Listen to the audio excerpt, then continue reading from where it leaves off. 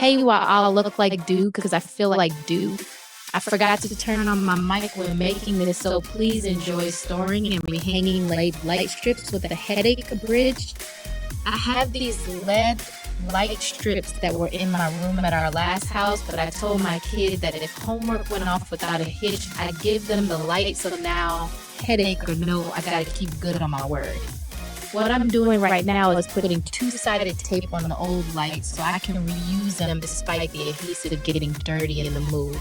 I had this on hand, but even if I didn't, double-sided tape is much cheaper than new lights, and this incentive worked to make homework and cleaning easy tonight. So that's a win-win.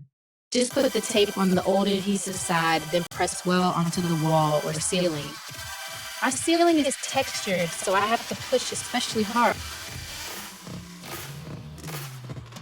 I wish I would have done this when taking them down, but you know how it is with hindsight being 20/20 and all.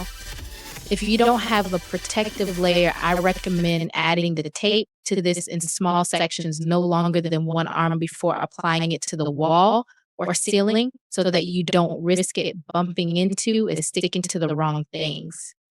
These lights are the Govee lights from Amazon and Walmart, but I just like these because this remote on the wall lets it be controlled by my kid, but the app lets me also turn them on and off instead of weekday morning automatic turn on.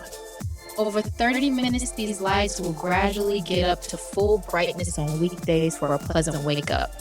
I used to use it for myself at our old place, but tonight I am going to go lay down. As much as hanging lights with a headache is exhausting, I am glad that I got it done.